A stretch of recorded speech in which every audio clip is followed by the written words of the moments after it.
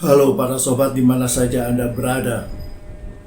Kali ini saya akan berbicara tentang aroma mafia dalam pembunuhan Brigadir J. Pembunuhan Brigadir J benar-benar mirip dengan berbagai macam film Hollywood, novel fiksi, dan film-film dokumenter tentang kejahatan terorganisasi seperti mafia. Mereka memiliki sistem pembagian kerja yang rapi untuk menghapus jejak kejahatan. Dalam pembunuhan Brigadir J, aroma kejahatan terorganisasi sangat nyata. Seperti mafia, ada eksekutor, penghapus TKP atau tempat kejadian perkara, perusak barang bukti, penebar informasi menyesatkan, alibi palsu, pemain peran pengganti, dan sebagainya. Dalam catatan dunia kejahatan, pembagian tugas semacam itu hanya bisa dilakukan oleh para profesional berpengalaman dan terlatih dengan baik. Mereka juga sudah terbiasa bekerja dalam kelompok yang sama. Bila sekarang kita dihadapkan pada informasi simpang siur tentang pembunuhan Brigadir J, sebagaimana kerap terungkap dalam kejahatan oleh kriminal terorganisasi, itu bisa saja bagian dari skenario untuk melindungi penjahat sesungguhnya. Masyarakat tentu paham betul kesimpang siuran semacam itu menyebabkan kejahatan terorganisasi sulit dibongkar. Penjahat sesungguhnya bahkan bisa bebas, dan yang masuk penjara justru korbannya. Di Indonesia, sebagaimana kerap dikeluhkan oleh para hukum, maksud saya para pakar hukum dan penambah keadilan, banyak lubang hukum bisa dimanfaatkan oleh para penjahat untuk meloloskan diri dari penjara.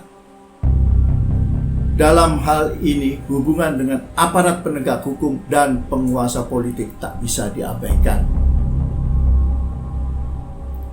Orang-orang berpengaruh ini bisa membuat siapa saja yang berada di bawah perlindungannya kebal hukum, setidaknya memperoleh perlakuan istimewa. Tak sedikit pula kasus di mana koneksi semacam itu bisa mengalahkan harapan publik yang sangat luas. Kekecewaan massal pun tak terhindarkan karena penegak hukum yang di awal cerita tampak sangat berdedikasi, pada akhirnya terbukti cuma ayam sayur. Masih segar di ingatan kita kasus terakhir Nikita Mirzani yang sudah lama dikenal sebagai kebal hukum. Dia tidak ditahan, bahkan bebas melakukan perjalanan ke luar negeri meski berstatus tersangka. Alasan polisi, dia punya 3 anak kecil di rumah. Alasan ini tidak berlaku bagi perempuan lain. Yang terbukti tetap harus masuk bui bersama bayi-bayi mereka yang masih balita.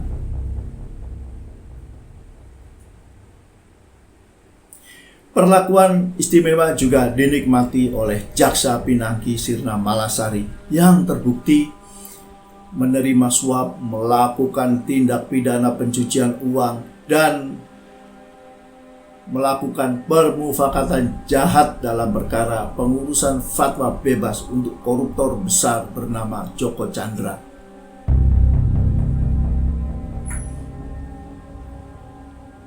Semula penangkapan oleh KPK dan vonis pengadilan tipikor menimbulkan optimisme publik bahwa penegakan hukum terhadap koruptor berjalan serius. Namun pada Juni 2021, Pengadilan Tinggi Jakarta justru memotong vonis pengadilan tipikor dari 10 tahun menjadi 4 tahun.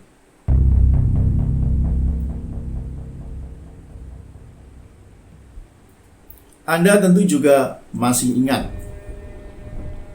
kasus rekening gendut petinggi Polri yang pemiliknya ditetapkan sebagai tersangka oleh KPK. Gemuruh optimisme publik langsung menggema di seluruh penjuru negeri bahwa penegakan hukum tengah berjalan tanpa pandang bulu. Hal ini tentu saja terkait dengan pernyataan Presiden Jokowi bahwa dia akan membesarkan peran KPK. Dan optimisme tetap tinggi ketika kepolisian membalas dengan menetapkan dua pimpinan KPK, Bambang Wijoyanto dan Abraham Samad sebagai tersangka. Namun, pada Februari 2015, Presiden Jokowi memberhentikan Bambang Wijoyanto dan Abraham Samad. Sebaliknya, menaikkan pangkat pemilik rekening gendut yang telah ditetapkan sebagai tersangka oleh KPK menjadi Jenderal Bintang 4 dan mengangkatnya menjadi Kepala BIN sampai sekarang. Dan tak cuma itu, Presiden juga menandatangani undang-undang baru yang membatalkan independensi KPK, lalu disusul dengan tes wawasan kebangsaan yang menyingkirkan para penyidik KPK berprestasi. Nah, maka bila Anda mengikuti dengan serius kasus pembunuhan Brigadir J, tak ada salahnya bila bersiap diri untuk kecewa. Jangan terpukau oleh gegap gempitanya pengusutan yang telah membuat Presiden memerintahkan agar dibongkar tanpa pandang bulu. Oke sobat, sekian dulu dan kita masih akan berjumpa lagi dalam episode yang lain.